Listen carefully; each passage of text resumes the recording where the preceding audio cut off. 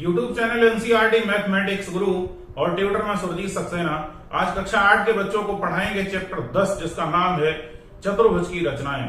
10वें चैप्टर का तीसरा अभ्यास यानी एक्सरसाइज 3 जिसका नाम है अभ्यास 10C, पेज नंबर 252 पर। चतुर्भुज की रचनाएं हम आपको करना बता रहे हैं लगातार। पिछले वीडियो में मैंने आपको बताया था एक ऐसे चतुर्भुज की रचना करना जिसकी 4 भुजाएं दी हों और एक विकर्ण दिया हो। आज हम आपको बताएंगे एक ऐसे चतुर्भुज की रचना करना, 4 भुजाओं से बनी एक ऐसी आकृति को बनाना जिसमें 3 भुजाएं दी होंगी और 2 विकर्ण दिए होंगे। तीसरी भुजा दी ही नहीं होगी, फिर भी चतुर्भुज बन जाएगा। एक सवाल को बड़े मन से समझिए आप। जैसे जैसे मैं आपको बताता जाऊं, बचे हुए प्रश्न आप वैसे ही लगाते जाएंगे। उम्मीद है सब टोटल लग जाएंगे।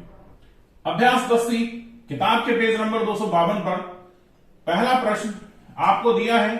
चतुर्भुज की कुछ भुजाएं दी हैं, 3 भुजाएं और ये 2 विकर्ण दिए हैं। पहले तो आप एक बहुत अच्छी चीज जान लें कि जैसे हम पहचानेंगे कैसे विकर्ण कौन सा है। मान लो CD दिया है तो हमें कैसे पता लगेगा ये CD विकर्ण है या नहीं है, या AD दिया है। अब हम आप कैसे अंदाज लगाएंगे AD विकर्ण है या नहीं है। तो सबसे एक तो आपको बिल्कुल देसी तरीका बताएं। देसी तरीका यह है, आप एक 4 भुजाओं की आकृति बना लें और उसके नाम लिख लें। नाम लिख, जो भी निर्माण करा रहा है ऐसे आप देख लें। AC विकर्ण होगा, BD विकर्ण होगा। दूसरा तरीका यह है विकर्ण का, ABC, AB या BC या CD या DA, क्रमागत जब 2 अक्षर दिए होंगे 1-2 करके, इसके बाद ये, तो वो भुजा होगी। और जब एक अक्षर छोड़ के अगला अक्षर दिया होगा, AC दिया हो, BD दिया हो, तो वो चीज क्या होगी, विकर्ण होगी। तो विकर्ण समझाने के 2 तरीके मैंने आपको बताए। तो भुजाएं दी हैं A और C, एक अक्षर का गैप है इसलिए ये विकर्ण है। B और D, B के बाद C आता है लेकिन यहाँ D दिया कितना है, D, तो ये क्या हो गया, विकर्ण हो गया। ये भुजाएं दी हैं। रचना क्या करनी है, चतुर्भुज ABCD की। और रचना विधि में क्या लिखना है, जैसे आप चित्र बनाते जाएंगे वैसे ही आप लिखते जाएंगे। सबसे पहले आप पहली भुजा 3.8 सेंटीमीटर खींच लें। 3.8 सेंटीमीटर AB, ठीक, पहला काम कर लिया। यही पहली चीज लिख लेना है। रेखाखंड AB बराबर 3.8 सेंटीमीटर खींचा, ठीक। रेखाखंड AB 3.8 सेंटीमीटर खींचने के बाद हमारे पास 2 रास्ते हैं। पहला, या तो हम एक भुजा को लें या फिर हम किसी विकर्ण को। तो बेटा पहले विकर्ण को आप ले लें। विकर्ण पहला कितना दिया है, AC। AC की माप कितनी दी है, 4.5 सेंटीमीटर। बिंदु A पर प्रकार की नोक रखेंगे, 4.5 सेंटीमीटर दूरी प्रकार में भरेंगे नाप के। और A इधर है, B इधर है, तो C इधर कहीं होगा ना।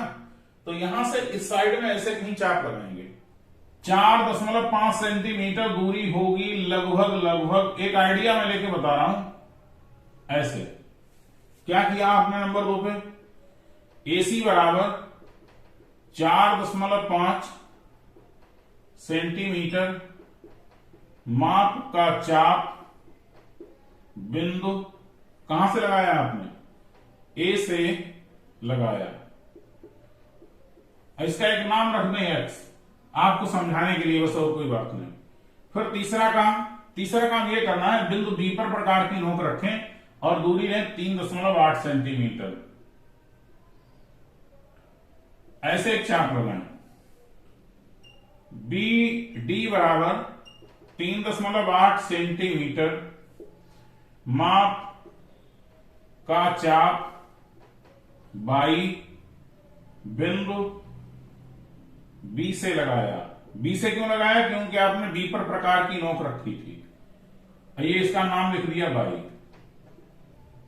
अब बहुत आसान तरीका है। ये कितना दिया है, BC 3 सेंटीमीटर।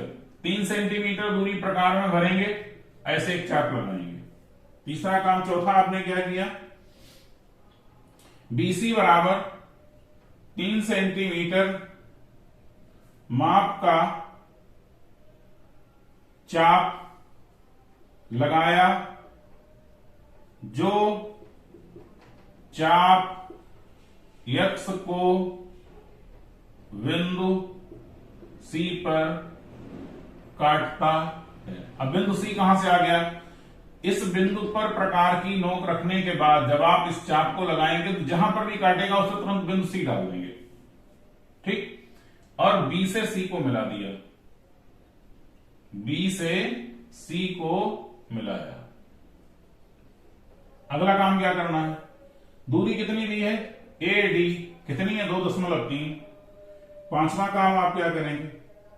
ए डी बराबर 2.3 सेंटीमीटर का चाप लगाया। दूरी दी है ए डी, डी यहां कहीं होगा ना, इधर, तो दूरी आपको कितनी लेनी है? 2.3। एक तो बेटा यहां कहीं ऐसे काटेगा,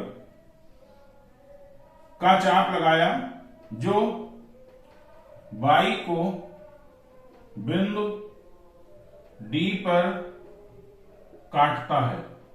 जहां पे काटा वहां पे क्या नाम लिख दिया इसका? डी। ये चाप है बाई। ए से डी को मिलाया, ए से डी को मिलाया।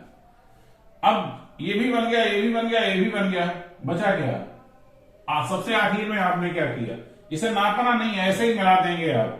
6 नंबर, डी से सी को मिलाया, बन गया चतुर्भुज, हो गई रचना। डी से सी को मिलाया और वही रटा रटाया डायला। इस प्रकार चतुर्भुज